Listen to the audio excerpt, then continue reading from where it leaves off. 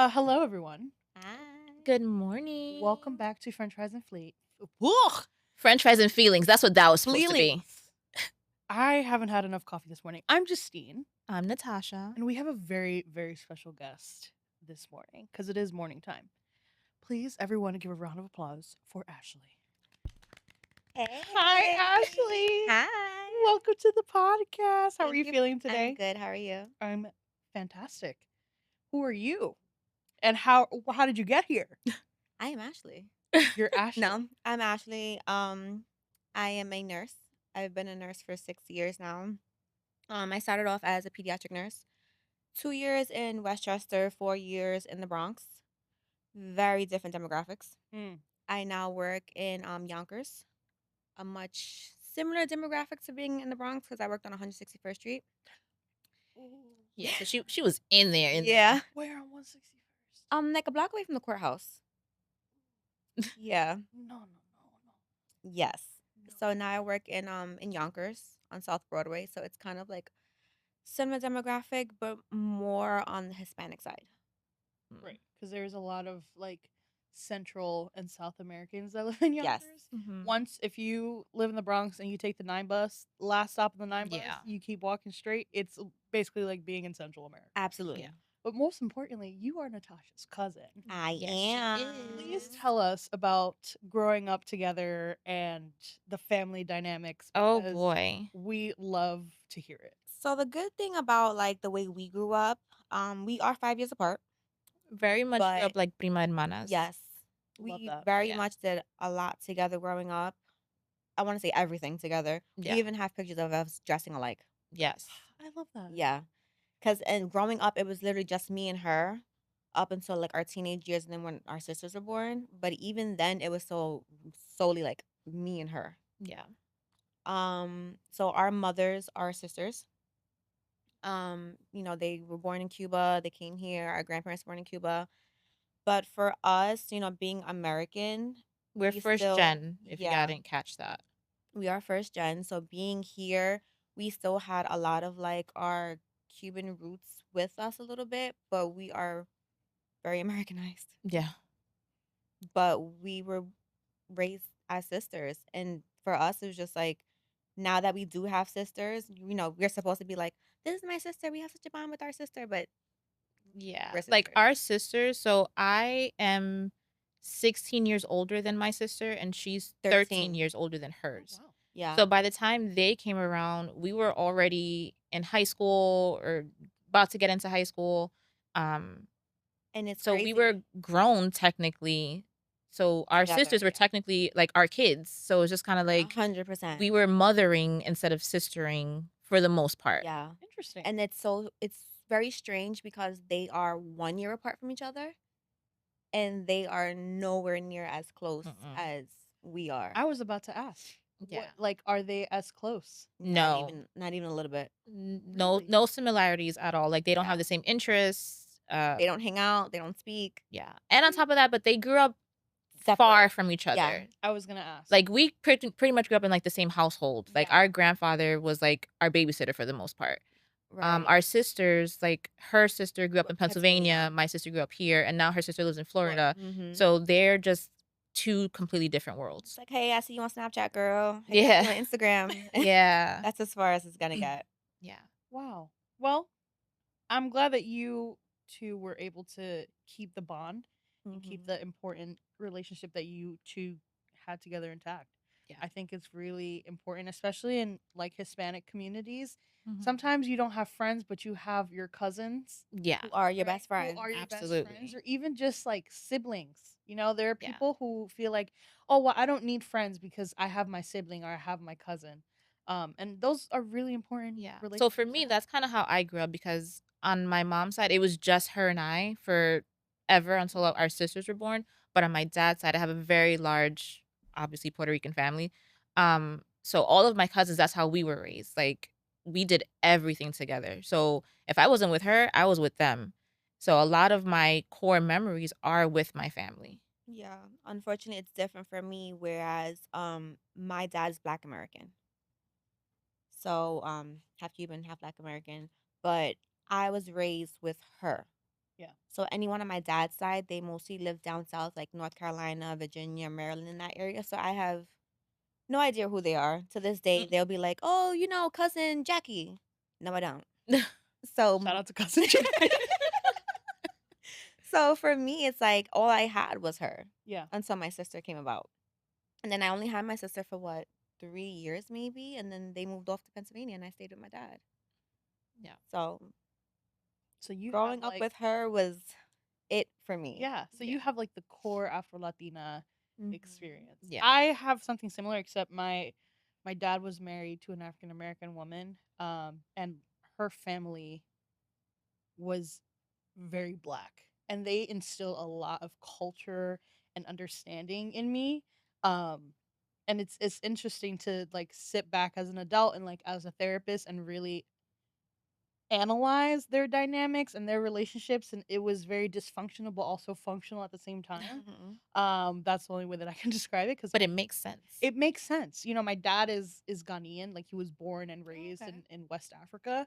And so their culture and my old stepmom's culture is very different, but I would say being around the black American family teaches you a lot about Mhm. yourself, about music, style, like everything. So I Hmm. get it. I completely understand. So tell your cousin slash sister, and tell the listeners, how did you get into nursing? Um, I said it from like real young, except for when I was young, I would say a lot like, I want to be a pediatrician. I want to be a pediatrician. I want to be a pediatrician. But it got to a point where I got older and I realized that, granted, doctors do have a relationship with their patients, but it's not the same as a nurse. That's true. I feel like, and I say it all the time, like, and I always say, not to discredit any doctor. You're in there, you say what you have to say, and you kind of walk out. Mhm. Whereas we're in there, we're the first person to hear what is wrong with this patient. We're that person that they're gonna sit and cry to before their doctor comes in. And now their tears are gone. Mhm. We're the one giving them, like, they're asking us, well, how does this medication work? What happens if I get this, if I don't get this? A lot of questions they don't ask their provider. And I wanted to be that person to have like that soul relationship with my patients, because it's like, if I can't make a difference to all my patients, I can at least make a difference to at least one of them. Yeah. And I more so wanted to work with kids because it's like they have struggles. These kids have real problems. And a lot of times it's like they get dusted off by like their parents, they get dusted off by teachers, their doctors, and they don't make mental health issues like a thing for children. It's a big reality. How many suicides do we have in kids? How many school shootings do we have in kids? We don't know what's wrong with them. They can have real problems and be really upset because no one's listening. And that's what I wanted to give these kids, someone to hear them, to say, I see you, I got you. But let's work together to figure it out. And once again, not to discredit a doctor, a lot of doctors are not, they're there to say that they want to help. A lot of times they don't. They dust it off. They're here for that paycheck. Because I've heard so many times, don't do that. We don't get paid for that. Mm. Don't do that. We don't get paid for that. And it's just Don't do like, what? What specifically? it'll be like some type of imaging, or we can't diagnose over the phone, or we can't bring them in for like a follow up because you're not gonna get paid for what they're asking for. It's like little things. Oh, let's not give this vaccine today because they could come back for their physical. That we'll get paid for on the physical. And it's like, I get it. Like, we have a budget, we have a paycheck, everyone has a bill to pay, but they need help. They need to be heard. They need to be seen. Isn't that like why we got into this profession? Isn't this why we are supposed to be in this field? You would think, You right? would. You would think. You would. But it's also another thing when it comes to some nurses too. They're like, I'm about my bag. Okay, you're gonna get your bag. But you took a test, you took an exam, you went to school to help. We are here to help, but everyone doesn't have that mindset and that mentality that they want to help. So it's like, what are you here for? There's a lot of communities, a lot of Latino communities, a lot of Black American communities. We need help. And it's unfortunate because it depends on where you go to get your care, where it's like, are you willing to help me? Because granted, we are in 2025. It sounds really good, but there are still a lot of racist facilities. Mm. Mm. So I have a 2-year-old, Your and mom. I'm a mommy. Your mommy, I'm a mamacita. mamacita. So for myself, I've never had to go to the hospital for anything. I've never had broken a bone. I've never had a surgery. I've never needed to be there besides, oh my God, I have a fever, my throat hurts, help me. And now I'm out. So when it did come to having my son and being in a hospital setting, I said 1,000 times, is there any other way I can get him out? Like, do I really have to push him out? Because I'm scared because the numbers are so Mhm. high with mortality rates for Black women, women of Yeah. color. And not for nothing, that was a big fear of mine. Yeah. And for me to sit and be in a facility where I'm just like, what happens if I can't advocate for myself? Yeah. Yeah. Who's going to advocate for me? Because how many times can women survive certain procedures, but they're in a facility that's not willing to help them? Yeah. It's scary. I remember the day she gave birth, like, my mom was the one in the room with her, and she through her pain, like, this woman was hunched over in pain, telling my mom, "You need to watch what they're doing." So, of Yeah. course, my mom being my mom was, like, all up in the doctor's way, Yeah. like, telling her to move out the way, and she's like, "Well, what are you doing? And what's this? And what's that? And what's going on?" So, And me yeah. in that setting, you're supposed to be like, they're like, trust your doctors, trust your nurses. And it's just like, no, I'm sorry, I can't. This is my life to live. This is my child. I can't trust you. So literally every time they came in with something, what is that? Let me see the expiration date. Let me see the color. And I got to a point they kind of looked at me like, "Are you a nurse?" Yeah, and even if I wasn't, I'm still gonna check because I need to make sure you are not giving me something that doesn't belong in my body, that's not expired, that it's gonna be detrimental to me. Like I literally was sitting there with my son's father, like, you need to ask this, this, and this, and this, and this in case I become unconscious. They took my son after he was born. I look, you better go with him because you just never know. And there's so many things that you see online or on the internet, and it's just like, well, who's advocating for this person? Mhm. How do we rectify this situation where it doesn't happen again? So for me, that was where I said, that is what I want to do, where I want to come into play to be that person to say, we're not doing that. That is not okay. We're going to fix this. Wow. Somebody has to advocate for somebody. Yeah. All the time. And I guess in terms of advocacy, right? Not necessarily through your experience with childbirth, but being a nurse, right? What are some of the reoccurring issues that you see as a nurse, in the healthcare field with patients of color, for example? So working on 161st Street is where my demographic was first different. So I worked in Westchester. Yeah, I was just about to ask, like, what was the differences that you noticed, not only demographically, but medically? Yeah. So first in Westchester, you walk around and be like, "Hi, how are you? Thank you for coming in today. What's your name, date of birth? How can I help?" You have that. Mhm. When you work on 161st Street, it's like, "All right, so what do you want to do? Do you want this or do you not want this?" Because it's more of a let's be real. The demographic is different, so it's more a lot of housing issues, a lot of WIC, a lot of Medicaid, food stamps, a lot of drugs. Mhm. Whereas in Westchester, it's more richy rich. I don't want to say richy rich, but it's more richy rich. Yeah. It's rare to have anyone that's on Medicaid. Mm. Everyone had private insurance. Everyone had a working job. Everyone had like two parents. It was different. I can afford this. I can afford that. I have this. I have a working job. And it's a struggle for us in the South Bronx. Were you treated differently by patients and or staff in either facility? No. Working wasn't an issue. It was more providing the care Mhm. because up in Westchester, they're able to get up and go. Whereas down in 161st Street, it's like, I need help for my transportation. I can't make it. Yeah. I can't get on the bus. I don't have money to pay for the cab or the Ubers. I have to reschedule. I have to reschedule. I have to reschedule. Mm. Can you call this company and schedule my transport? Well, okay, we can schedule it, but you have to wait another 3 days because you have to call 3 days in Right. advance. So it's like, God forbid, you needed to come in here to be seen for something that needed to be treated today, where I can send you to the hospital for that. Now I waited 3 days later, and you just got worse and you deteriorated. Yeah. So that's the disconnect where it's like, up in Westchester, they got it, they can do it. Down here in the South Bronx, they can't. So it's like, we have to tend more to these patients and make them understand that this is what you need. This is how we can help you. Yeah. Are you willing to do that? Do you have the means to do that? And it's like, I can't put on my fingers, my toes, and someone else's fingers of how many times they've come in and we're like, why did you come here for this? You need to go to the hospital. Oh, I can't go to the hospital because I have to go get my son. And we're like, okay, do you have anyone else to pick up your son? No.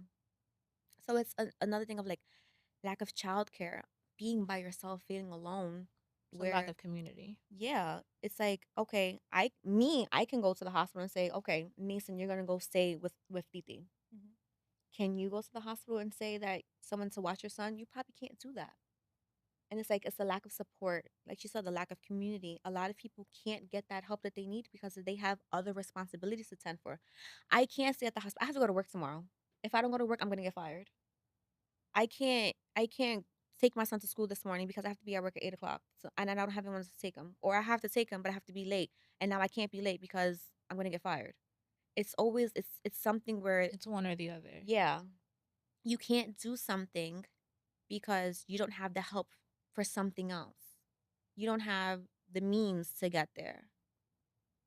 So it's like, it's different. Up there, you speak nice. They come in, they give us treats for like Christmas, and it's like, oh, this is bright and shiny over here. And it's like, that's they need the help, yes, but where do we need the most real help? Hmm. Those who can't get around, those who they don't have the community, the help. Unfortunately, it's a lot of single moms or rare single dads, or I'm a mom, I can't work right now. I'm living off of welfare. I'm living off of food stamps and stuff. And it's just like, how do we help you to progress to where you need to be? How can we bring you in to get the treatment that you and your child may need? Yeah, that's a lot of navigating Yeah. societal roadblocks, I would say. Yeah.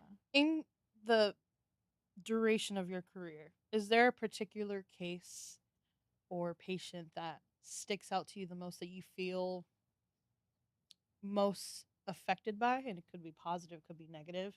Um, I always like to ask nurses that. I also like to ask exterminators that. What? Yeah, Random? listen. Not an exterminator. Yeah, I used to like, what's the worst thing you've seen on the job? And like, one of the exterminators that I met at my old job was like, yeah, I went to this NYCHA building to do like spraying for roaches, and the entire elevator shaft was infested with water bugs. And I was like, yeah, yeah, No, thank you. No. yes, that's what I said. That's what I said. The building's yours Anyways, now. no water bugs for you. But tell me, if there's a, a story, a patient, a situation where you feel most impacted. um, I would say there's not one. There's probably a few, but it more so leads to asthma. Shout out to asthma girlies like me. Shout out to albuterol. We love you, girl. We love you, albuterol. Y'all better stick to y'all beautiful and y'all flow and Q bar or whatnot, because I don't think working in the South Bronx, they really understand that when you are diagnosed with certain, whether it be diabetes, Hmm. asthma, COPD, anything that you are completely diagnosed with, they don't understand the severity of what it is. I have had, that I can think of, probably maybe three. It's probably more, but what I can remember, three children passed away due to asthma. Wild. And this one I will never forget, and it was while I was pregnant. Um my clinic well, when I worked there, would open some Saturdays, but it would be more so for adult care, not for pediatric care. And when I spoke to this mom on Monday, she said that she had called on Saturday and she was told that she would get a call back. And no one called her. And, and here I am scrambling through the chart trying to figure out like what happened, where was the disconnect, why didn't anyone call her, maybe this morning. And she told me that her daughter had passed away. And she was very, I'm going to be heartbroken as well, screaming on the phone, blaming us for us not calling her back to say that, it's your fault that my child is dead. You didn't call me back. And I went through the chart because she did take her child to the emergency room. Her child did have asthma, but she didn't give her the medication properly. Mm. So albuterol is mostly for like if I like a rescue inhaler. Yeah. And then there's like Flovent, Symbicort, Qvar, one of those which you would take probably two in the morning, two at night, two puffs in the morning, two puffs at night, but it's like an everyday thing. Right. When you have chronic asthma, you have to be on top of yourself, on Mhm. top of your child. And she wasn't very well aware of what was going on, Spanish speaking. So I guess whoever gave her the instruction in the beginning didn't quite understand, so she wasn't medicating her daughter properly. Her daughter had a severe asthma attack and passed away. The reason why I remember this story is because, like I said, I was pregnant when it happened, and I'm on the phone with the mom, and it's in that moment of her screaming and me trying to figure out what was going on. Her words to me were, when your children die, you will feel what I'm feeling right now." Mm. Mm. And never in my life did I hang up a phone so quickly because I understand that you're upset. I passed it on to my director very quickly for her to call her back, but I hung up in that moment because I was pregnant. And I said, "Ma'am, I am sorry, but there is no way in hell that you are going to bring this type of negativity on a child that I'm currently carrying." Yeah. And it's literally the same issue with the next two patients of how they pass and strictly for asthma. And it's like, as much as we try to get that information out there of how to prevent certain things, it's Mhm. really up to that parent to say, here is this medication. We're going to do this in the morning, this at night, leave this one at school, leave this Yeah. one at home. And I don't know where the disconnect lies, but I think it's that that for me is just lack like, of education and resources only because I started out my career working with children and I also worked at Westchester at some point. And I remember when I worked in Westchester, the organization that I worked for, and we had community meetings as well, monthly would put out specific flyers and educational seminars as far as asthma treatments and how important it was. And I've never seen that when I worked in the boroughs. So there's definitely something in low income communities that are is not getting said. 100%, 100%. Like, I don't know if it's like lack of, like you said, the education or follow up programs where it's like, Mhm. how, like, do you understand your regimen? Like, are you, keeping up with it? Like, granted, at 161st Street, we did ask if they had asthma. We did ask a lot of asthma screenings. Like, if they had asthma, every visit we would ask them, how often are you using this? Mhm. Do you have this? Do you need the refill for this? And, there's a whole like setup within the computer that you have to, click, click, click, click, Yeah. click. But at the same time, it's like, now, after I do my clicking as a provider, are you going in to say, well, she clicked this and say that you don't take your asthma treatment, but you're supposed to be prescribed this, this, and this, and taking it this, this, and this. Are you doing that? Yeah. Because I did my part to ask you, are you doing what you're supposed to be doing? But it's for the doctors to go and follow up to say, if you don't have it, I will refill it and make sure you use it this many times a day. Or to say, hey, you haven't asked for a refill for this. You should have asked for one by now. Are you taking it? Is your child doing the necessary steps to have this? Mhm. But there's such a difference between Westchester Mhm. and the Bronx. And it's so sad because, me, Bronx born and raised, I personally would not go to a Bronx hospital. I've heard many I people will say that. Yeah. not. I would not go to Bronx Hospital. I would not go to a Bronx clinic. Nothing. It's sad to say, me and my child go to Westchester. When he's sick, we will go to Greenwich. That's where I gave birth. That's in Connecticut. I live in the Bronx and I go to Connecticut because it's just so different. The way Mhm. you get treated, it's not the same. And it's very unfortunate because my son had a febrile seizure. So basically, um, he had a temperature spiked up to 104. I try to bring it down. I try to give him a cool bath. He seized in the tub. I called the ambulance. They took him to Jacoby. I lost my mind in that hospital because I'm just like, y'all, I feel like y'all not gonna do what you need to do. And part of me felt like I was right. But then again, at the same time, it's like there's only but so much that you can do Mhm. with a seizure. But I had my dad take him to the doctor maybe 2 or 3 days later. He had a bulging ear infection That was never caught. at the hospital Wow. because she can tell you because she came. Mhm.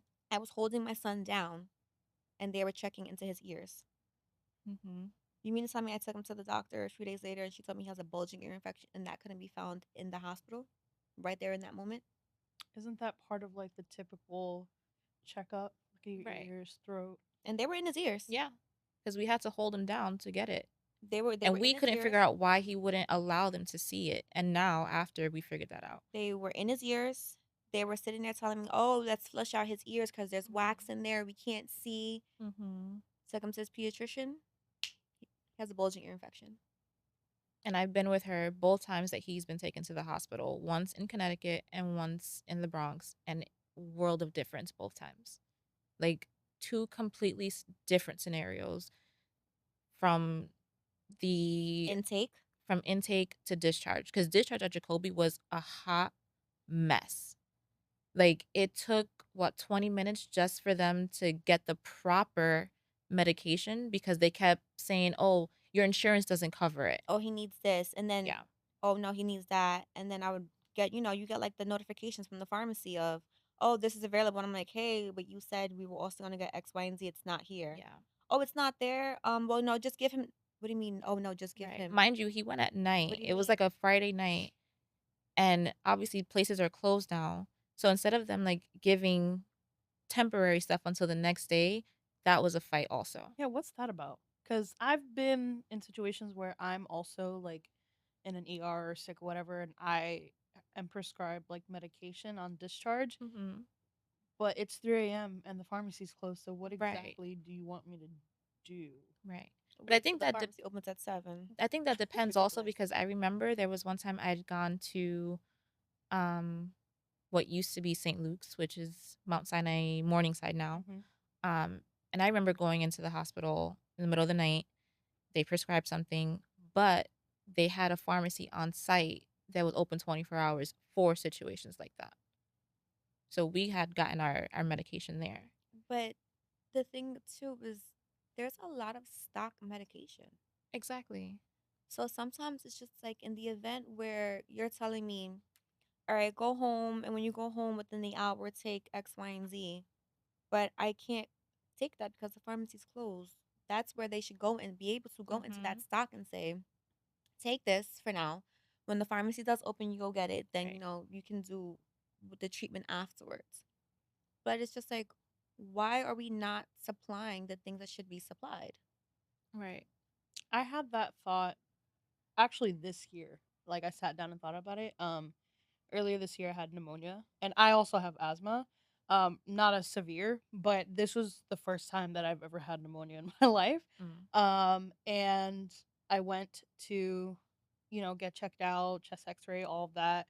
Obviously I was prescribed antibiotics and prednisone to open up my airways, but the pharmacy was closed. So like what if I needed Right. the prednisone?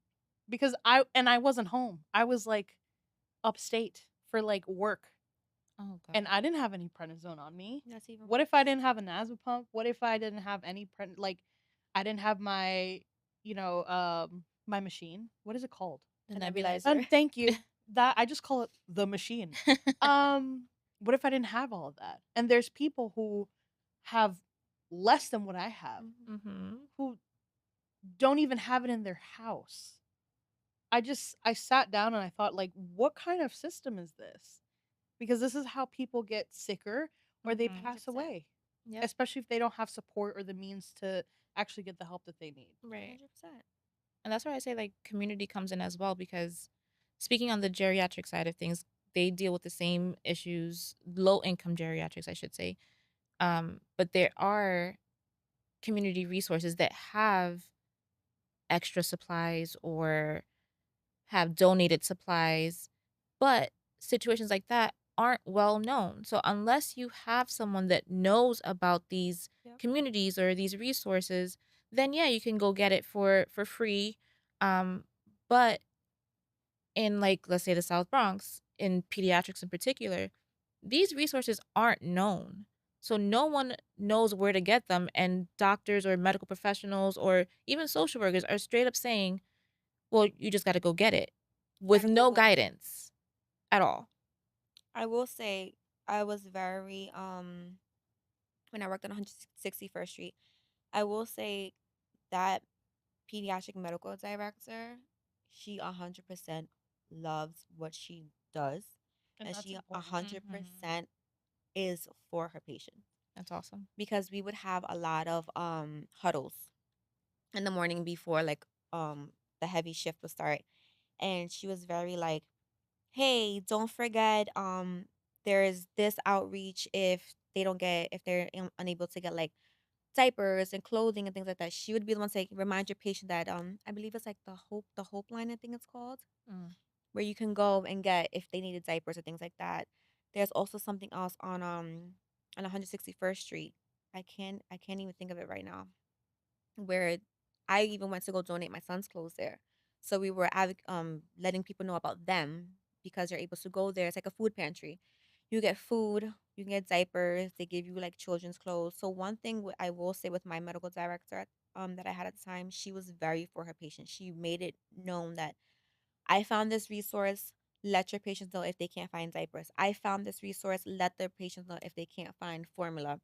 Because that was a big thing where we had a lot of new mommies come in and they didn't have like the diapers Mhm. or the wipes or the clothing. Like for a little time we did have where we gave them the camera, like the baby monitors. Mhm. Oh wow. We gave out baby monitors. We gave out the thermometers because I can't tell you how many times they come in. Baby has a fever. Okay, well, what was the temperature at home? Oh, I don't know. I don't have a thermometer. And to Mhm. be quite honest, that's an issue because if you can't tell me what that temperature was, I don't know if it was 104 and your child should be in the emergency room and not here because Right. there's certain things that we can't do in clinic that you should be in the hospital for. Oh, my baby just felt warm. That's not okay. We have to make sure that all these brand new mommies or old mommies have the supplies they need to take care of their child. Yeah. There's a disconnect when it comes to receiving supplies. Like it's why can't you go to the pharmacy and get a thermometer? I don't have the money for it. But the bad thing is that's not something that a doctor can write in a prescription for Medicaid to pay for. Mhm. Do Yeah. you think as a new mom, it'd be helpful at discharge when you're after you give birth, you usually get like a little care package. Do you think things like that would be helpful to put Yeah, into those bags? it would. Because honestly, leaving the hospital, I went home with probably tons of diapers, tons of wipes, formula, things for myself, like when it comes to like washing my area and Mhm. cleaning up and sutures and things like that.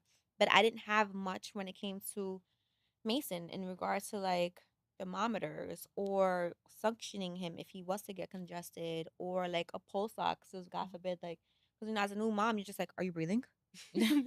So it's like a pulse ox just in case he does get congested. You want to make sure, like, it's just like the little things just to make sure that they're okay. That would Mhm. be beneficial in that moment, especially if sometimes you don't know what to do. Right. But these seem more like luxuries than The than necessities. needs Yeah. and necessities for a new mom. Do you know what I mean? Like Like, Yeah. insurance wise. yeah, Yeah.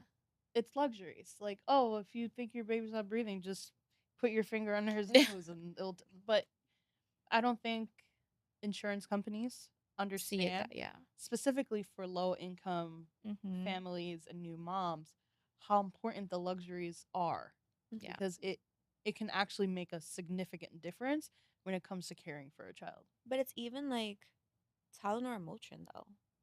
There's Mhm. some insurances that are like, we don't cover that. That's over the counter. Or eye drops. Kids get infections for everything and anything. They are little petri dishes. They are. Literally. It's so strange. So it's like the simple thing of like an eye drop. They're like, oh no, the insurance doesn't cover it. It's over the counter. I get it. It's over the counter. Over the counter in the pharmacy. That's Here's my closed here's at my 10 PM. here's my insurance card. Yeah. Put it on the script. Yeah. And it's just like even Tylenol or Motrin. Tylenol and Motrin. Mm. But it sucks because what if I can't afford it?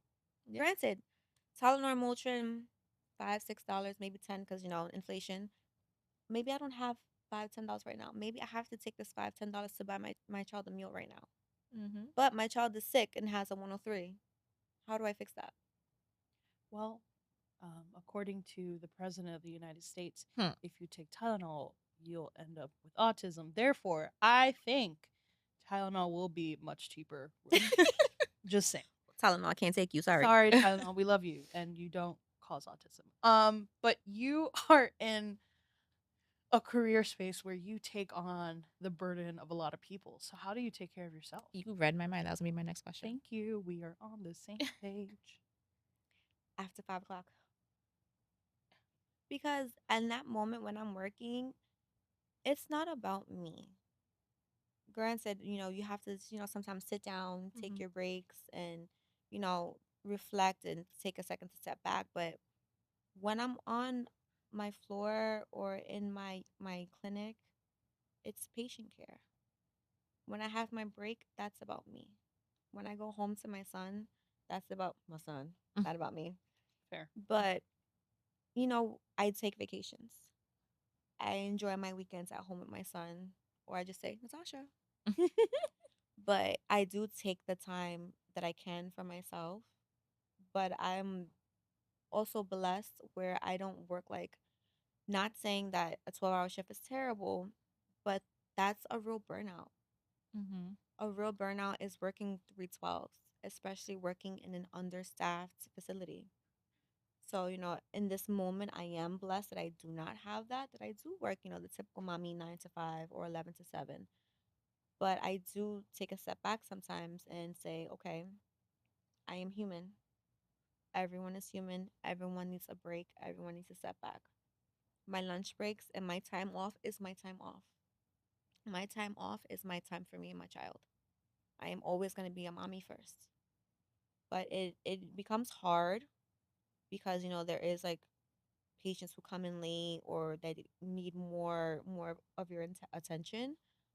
But it's like, that's what we're here for. That's what you signed up for. That's what I signed up for.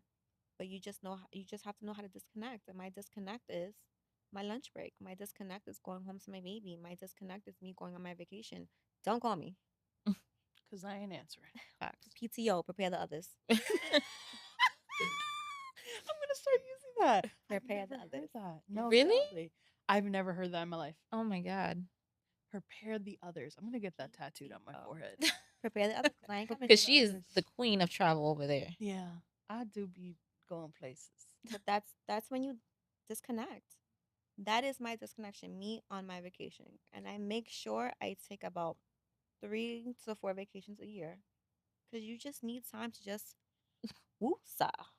I'm counting how many vacations I went on this year. Girl. I'm at 5. I'm not traveling until January. Okay, that's the end of the calendar year. So be proud of me.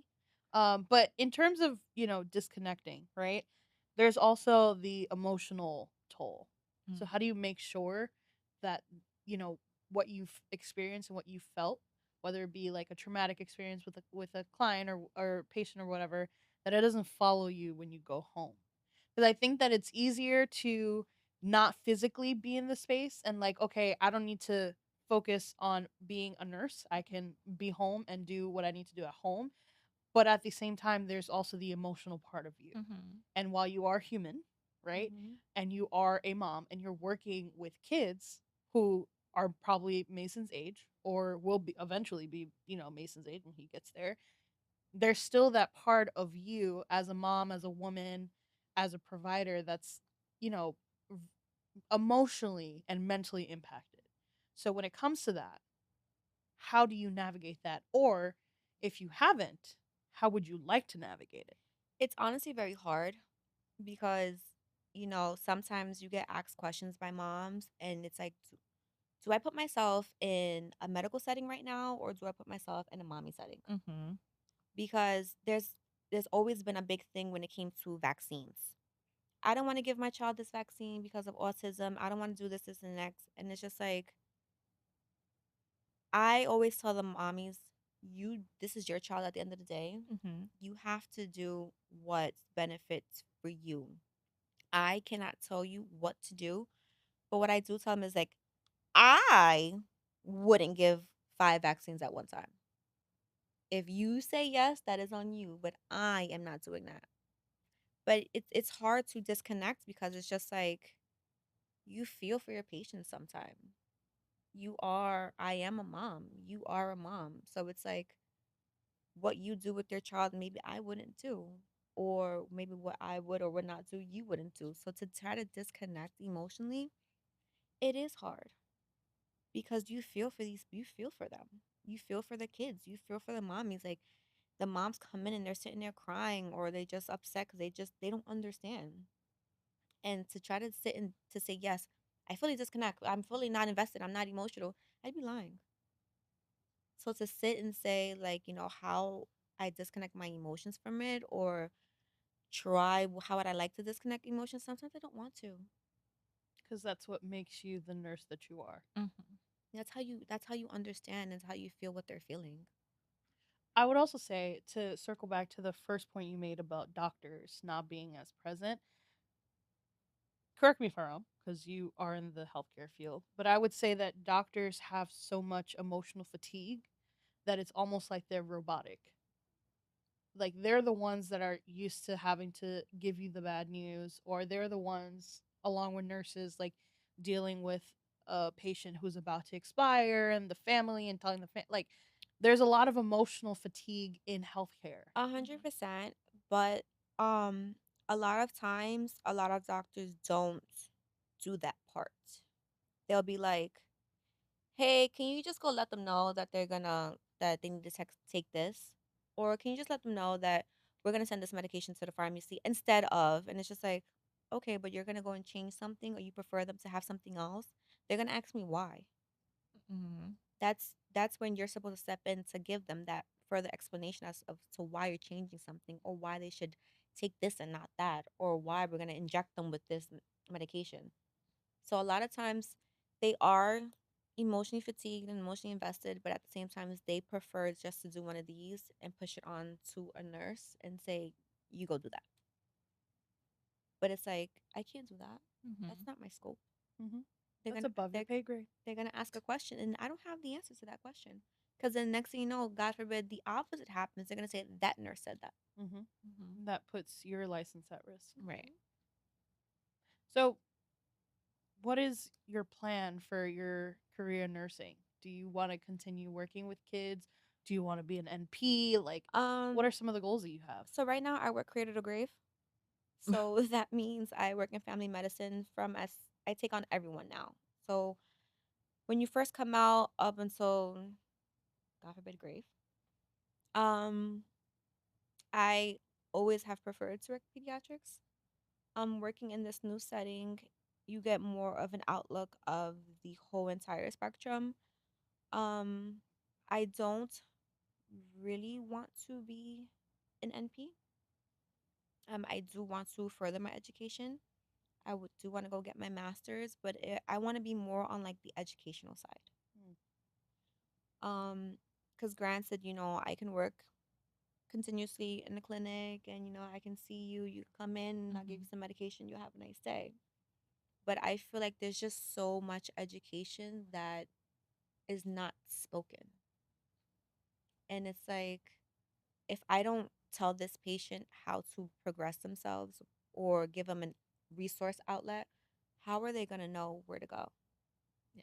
And how many people are really out there reaching out and advocating to the underprivileged?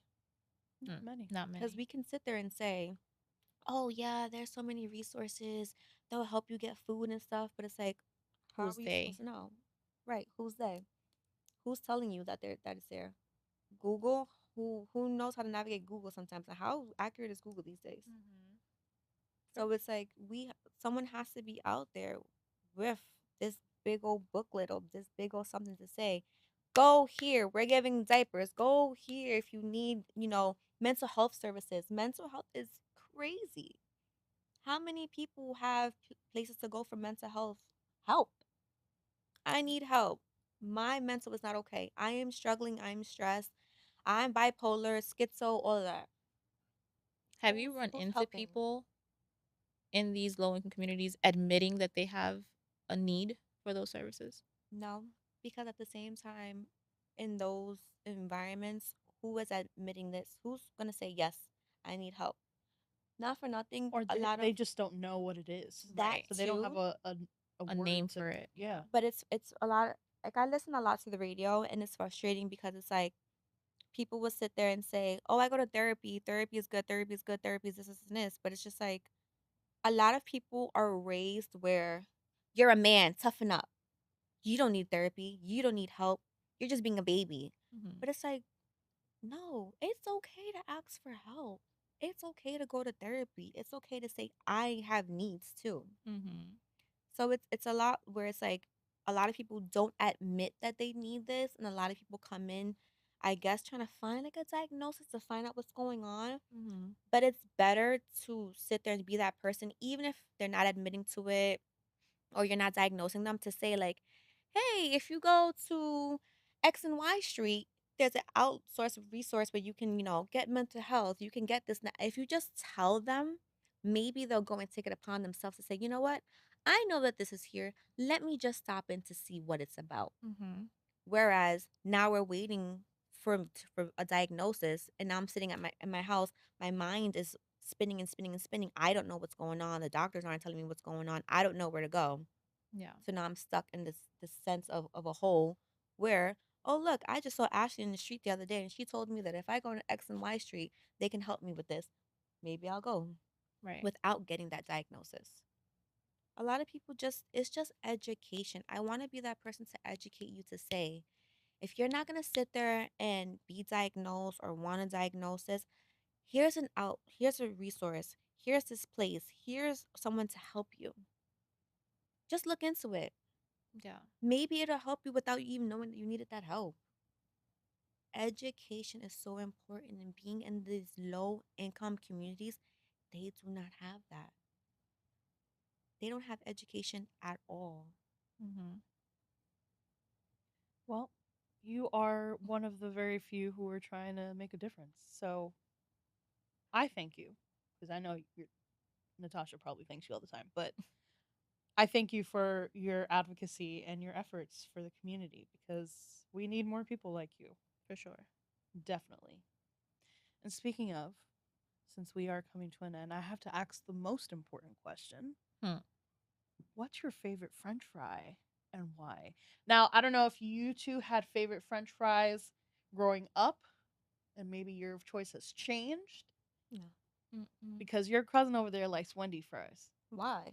That's what I I said. like Wendy's fries, but I Okay. will say, so I, for me, it's a favorite, and I know she's gonna say the same thing once I say it. It's a homemade fry. Our grandfather, whenever we asked for like McDonald's or fast food, he was like, "Te lo cocino." Yeah. So he would troop out and get chicken and make fresh cut papas, which is probably why I like Wendy's papas because they're fresh cut. Fair. Fair. Um, but yeah, favorite fast food fry. Please don't make me cry about grandpa right now. Oh no. That's Um, that's a whole separate episode. I love.